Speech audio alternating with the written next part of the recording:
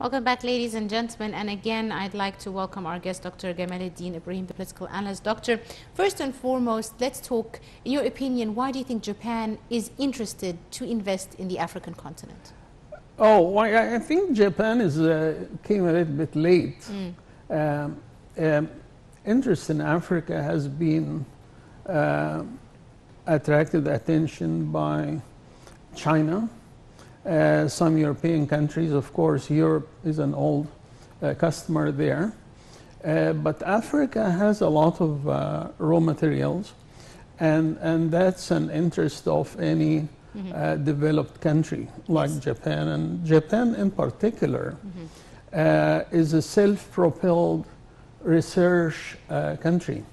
Like the United States, it's not a country that would import research and things like that, but they have done their own for early the 20th century. So Japan is self-propelled, very serious in research, and they don't have natural resources as many countries would have.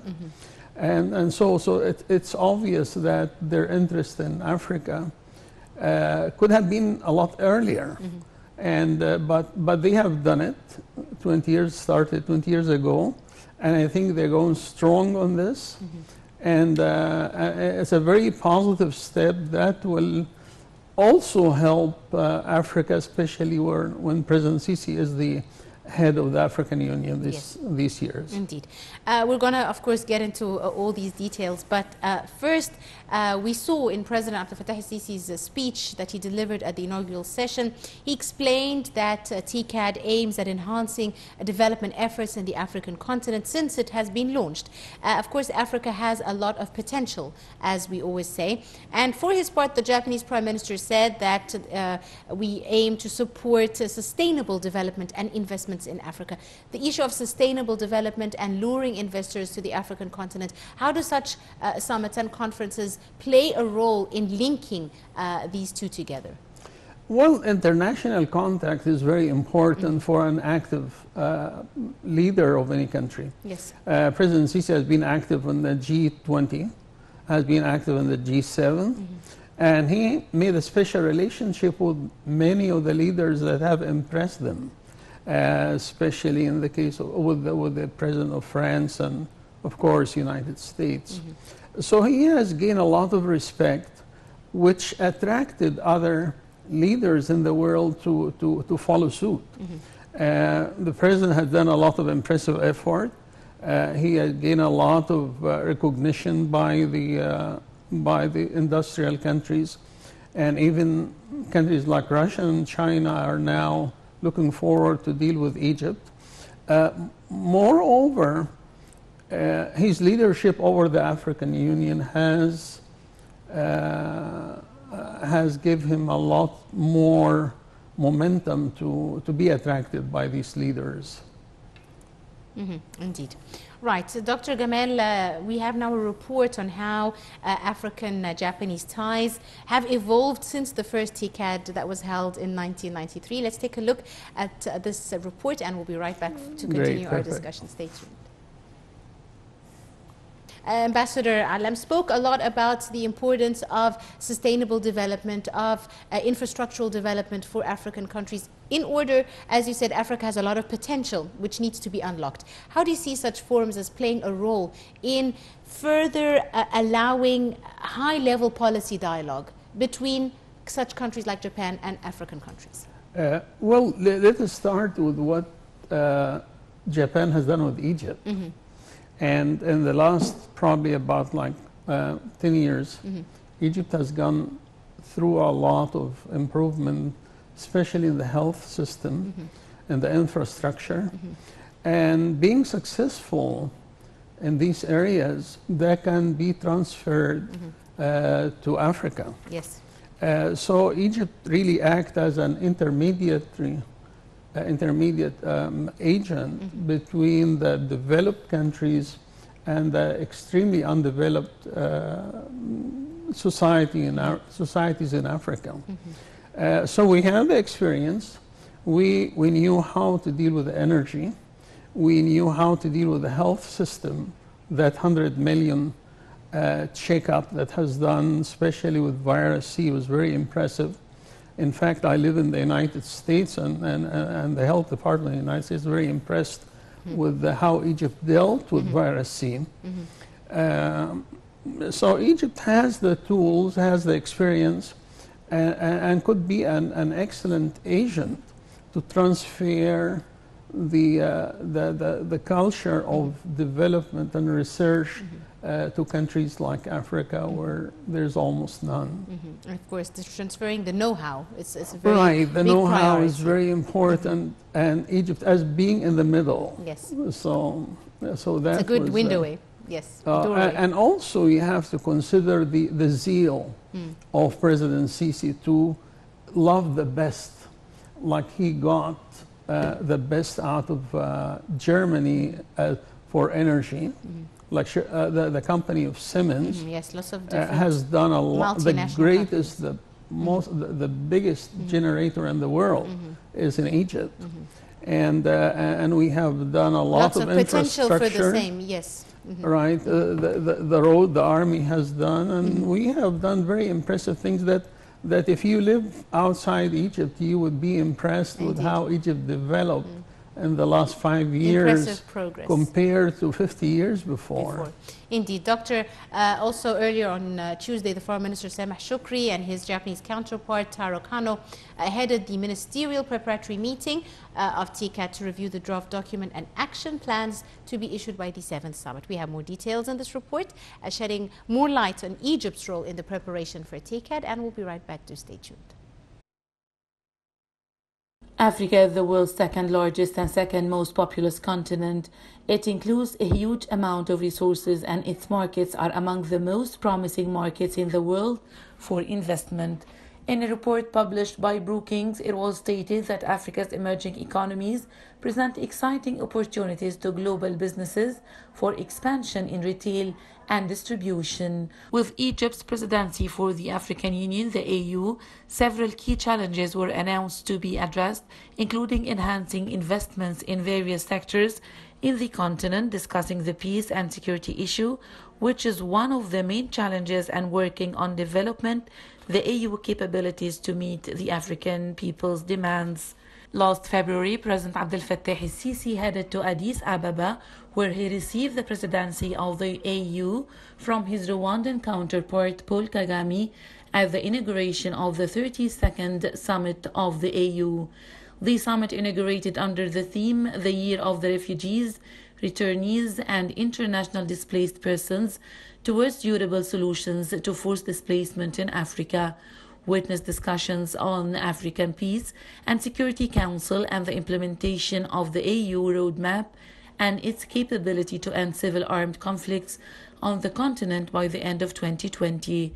President el-Sisi said during his speech in Addis Ababa that despite the extensive efforts to control and contain the conflicts in the continent, the way is still too long to end fighting in Africa.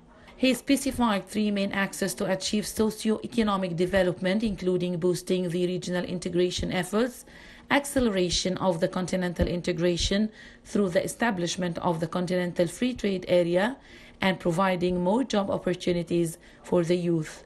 The head of state stated that this requires a mobilization of national and international investments, attracting capital and localization of technology. As part of the preparations for TCAD 7, Minister of Foreign Affairs Sameh Shoukry met his Japanese counterpart Taro Kano on the sidelines of the Munich Security Conference held from February 15th to 17th. According to the minister's spokesperson Ahmed Hafiz, the meeting tackled coordination for both of TCAD and G20 summits.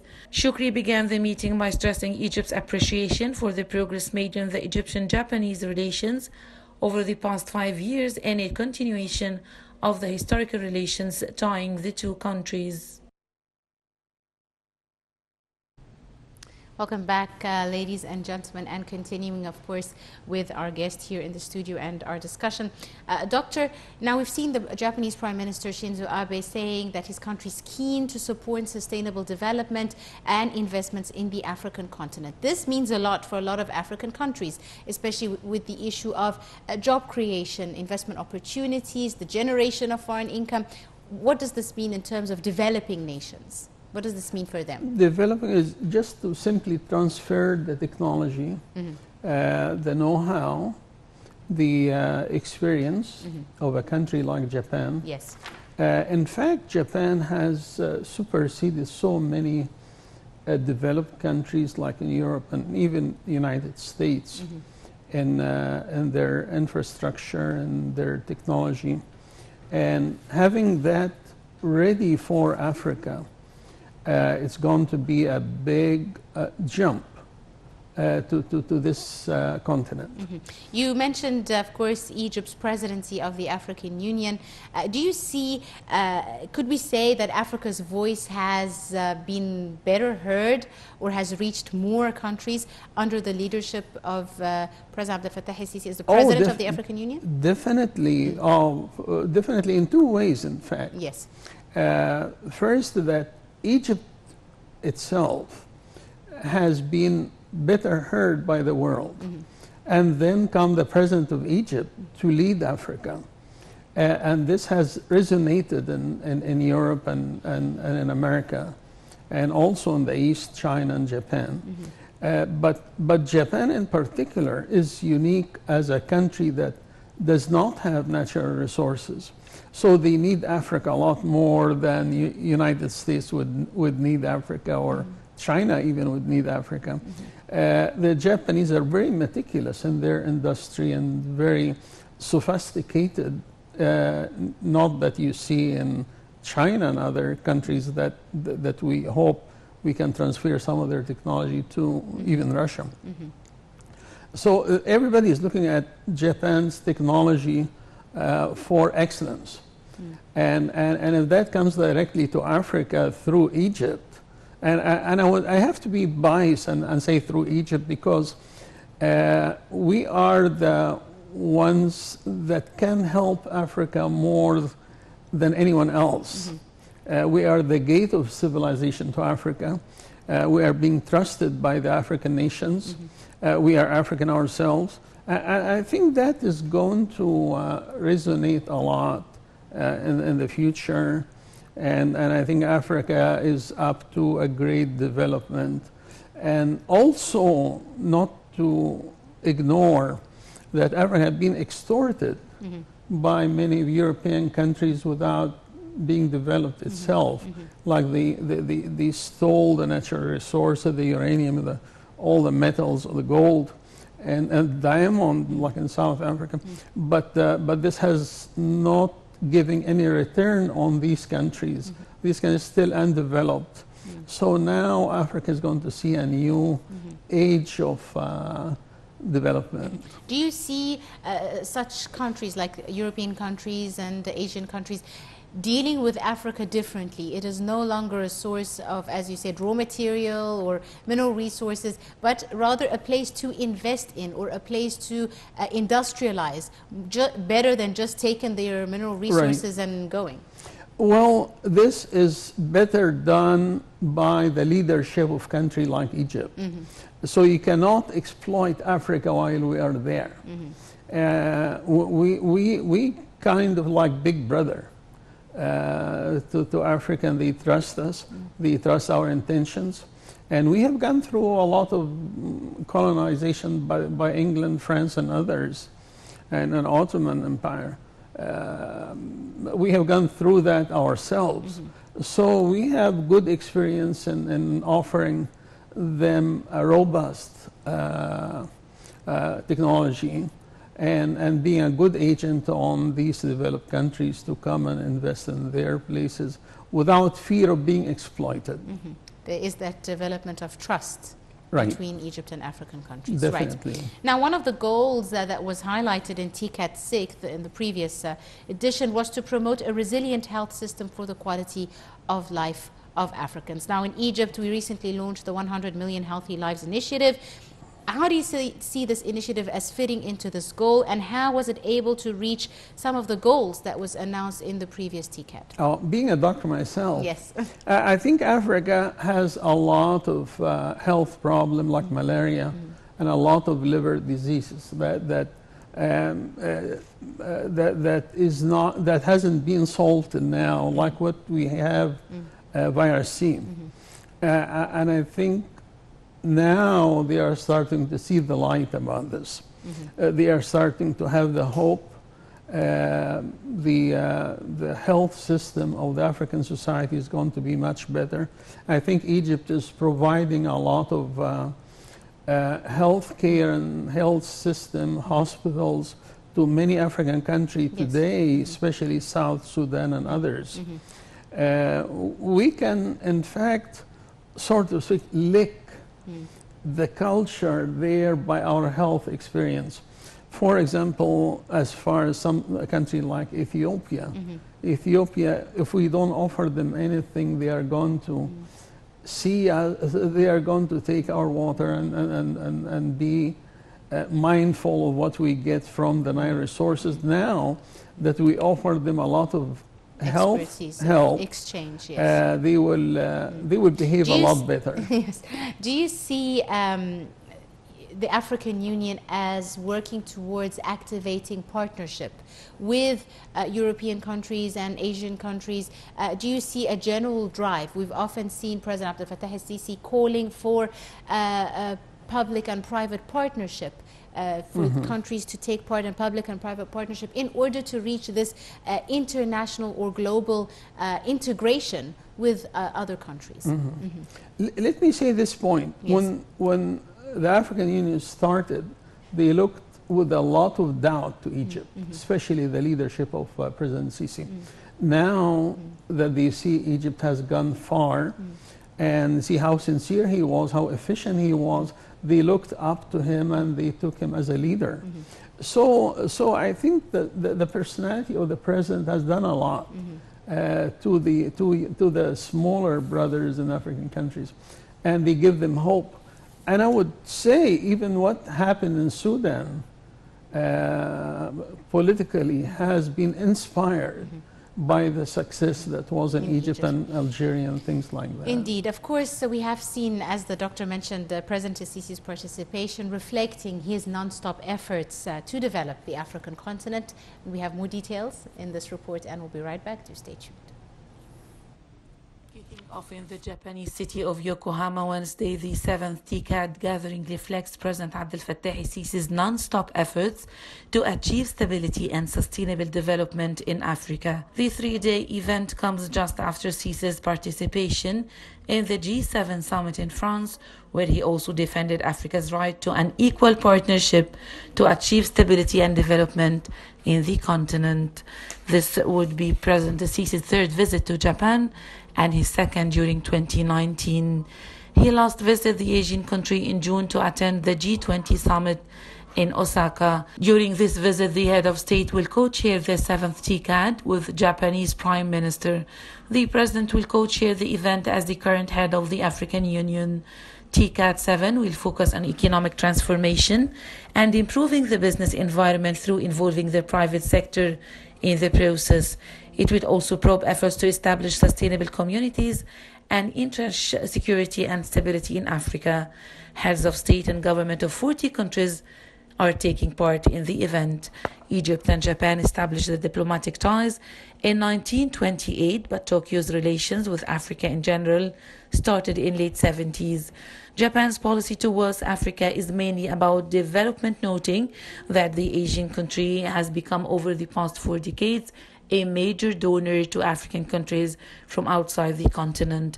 In June 2013, Japan pledged to support Africa's public and private sectors with $32 billion over 5 years, with the aim to boost growth in the continent and encourage Japanese companies to invest in African countries. In the 5 years starting from fiscal year 2008, the government of Japan built 1,321 elementary and middle schools, improved 4,778 healthcare and medical facilities, and provided safe water to additional 10.79 million people. TICAD has advocated the importance of African ownership and international partnership. Today, the development philosophy based on these two principles is shared globally. It also inspired African countries, and it became the philosophical foundation of the new Partnership for Africa's Development, the first comprehensive development plan created by Africans themselves. Welcome back, ladies and gentlemen. Still with you and our guest, of course, here in the studio, Dr. Gamal. We've seen how there has been calls for the development in the African continent, for peace and security to be a main priority for African leaders, because without peace and security, there is no investment, there is no development. So, of course, President Abdel Fattah el-Sisi is concerned with reaching peace and security and stability in the region. How do you assess Egypt's role in this regard, especially with regards to helping its neighbors, political resolutions, and of course always advocating no external interference? Well, Egypt has always been a beacon of peace in the Middle East for a very long time. We have been, for probably what happened before, was the unusual to Egypt. Egypt has been was the source of peace and security to all its neighbors. We are the only country that didn't change its border for thousands of years, and we are not aggressors, but we knew how to deal with aggression, and we helped others in this. So we are the admiration of all the countries that's in the area in Middle East and Africa, and especially East North Africa. So we are in a very respectable, we have the soft power that being admired by many people, many culture. Even you can sense that if you live in the United States. They come to Egypt for the help with the Palestinian and Israel. They come to help for the Iranian and the Saudis. They come to help for the European and Turkey. We have been the center of peace and respect to many countries, especially with the presence of President Sisi in power. I think we are in a very admirable position these years, and I hope that momentum continue for a long time. Just to wrap up, Doctor, how do you see Egypt's participation in TCAD 7 an opportunity to further Egyptian-Japanese relations, just focusing now on Egyptian-Japanese bilateral relations? Interesting enough is that one, and the only few press conferences that were taking place in G7, Egypt held two of them. One of them with France and one of them with the President of the United States. And that underlines how effective we are in dealing with international problem. Egypt became an international agent for peace. And for the first time, the United States look at Egypt as equal and a good partner for peace. They trusted us with the Middle East situation. They trusted us with the Saudi problem, with the Yemenis and all that. Indeed. We are in a very good position, and like I said, I hope that momentum continue for a long time. Indeed. Doctor, just to wrap up now, we have a report on the strong historical relations between Egypt and Japan. The ties, the first Japanese expedition missions came to Egypt in the 1860s, so this is a very, very long time ago, very strong relations between the two countries. We have a report on the historical ties between Egypt and Japan, and we'll be right back. Stay tuned. Egypt and Japan have traditionally enjoyed cordial relations. Considering Egypt to be a very important country for the stability of the Middle East, Japan regards these bilateral relations as the axis of its diplomacy in the region. These bilateral relations have steadily developed through increased political, economic, and cultural exchanges between the two countries. On the summit level, Japanese Prime Minister Shinzo Abe visited Egypt in January 2015, and President Abdel Fattah el-Sisi visited Japan in February to March 2016.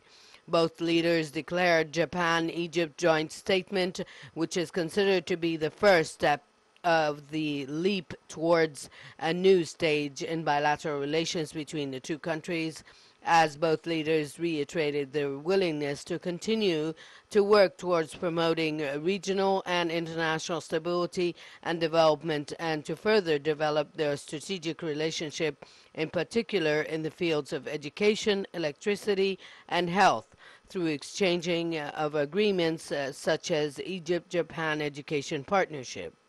Since then, the bilateral relationship between Japan and Egypt witnessed a new leap by enhancing the cooperation on education, human and cultural exchange, as well as on sustainable and comprehensive economic and social development.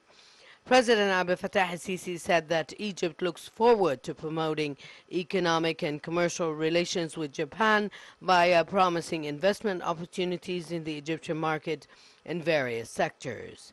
During a meeting with the chairman of the Japan External Trade Organization, el-Sisi reiterated that Egypt is keen on direct interaction with Japanese businessmen to review Egypt's capabilities, including trained labor and the free trade agreements linked with Arab, African, and European countries.